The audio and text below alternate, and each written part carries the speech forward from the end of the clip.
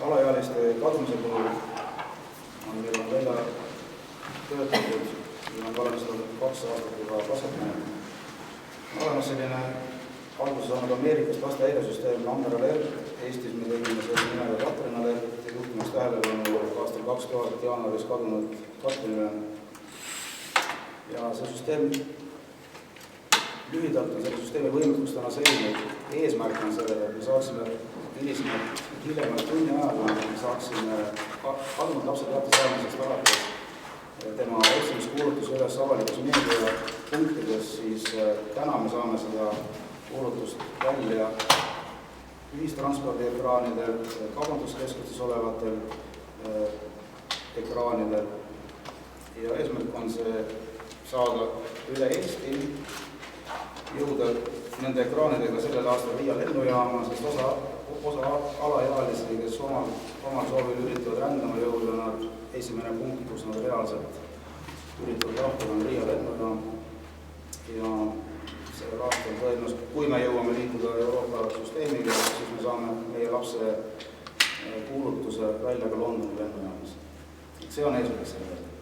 Siinkohal ma tahaks, mul on hea võimalus siis oleks öelda, et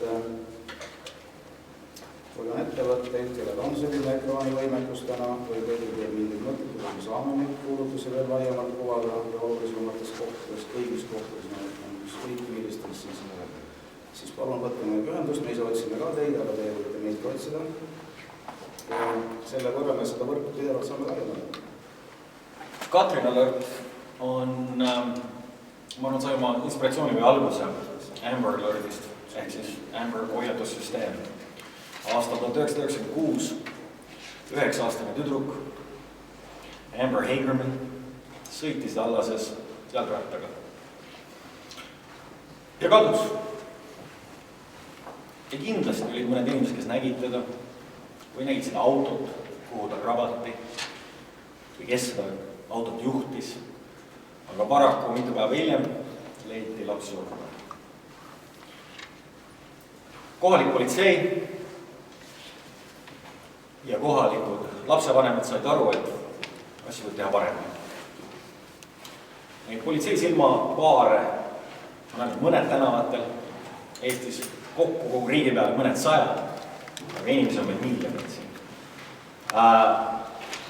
Amber Alert Ameerikas on konkreetselt, see süsteem on toonud 800 last koju tervena. Ja just sellepärast, et inimesed, kes sõitsid oma autos, nägid teadet kas tee ääres, teemärkide peal või tuli neile teade telefoni, et on kadunud laps, umbes nii vana, blond, brunett.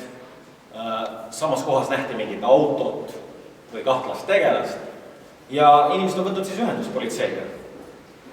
See on võimalus nii-öelda vabatahtlikele, ilma politsei lisaressursita, ilma lisarahata, ilma suurema panuseta kogu rahval aidata kaasa, et selliseid asju on kunagi juhtus. Sellega on nüüd liitunud ka Facebook, Google, niimoodi, et see et Eestis ka see süsteem hakkab niimoodi töötama, et koostöös eraettevõtted, valitsus, politsei, lennujaamad ja teised organisatsioonid hakkavad ka levitama seda informatsiooni. Sellepärast, et ma arvan, et see rahva silmapaarid ongi need, mis annavad kõige laiema, kõige kiirema, kõige täpsama informatsiooni selle kohta, et mis võis juhtuda kadunud inimesega. Ja sellepärast ma väga loodan, et nii nagu Amber Alert hakkas peale Texase osariigist, võttis küll aega, aga see jõudis 50 osariigini ja siis sa mainisid lennujaama. Ameerikas väga paljud lapsed ja ka täiskasvanud kaovad ära kas Mehhikosse või Kanadasse ja niimoodi Ameerikast levis Amber Alert ka edasi Mehhikosse, Kanadasse ja nüüd on isegi 16 riigis Euroopas, seal hulgas Ühendkuningriigid. Nii et kui me saaks ühendada ennast selle programmiga, siis kate siin oleks mitte ainult Eesti silmapaarid, vaid ka 16 riiki Euroopas ja see aitaks kindlasti kaasa.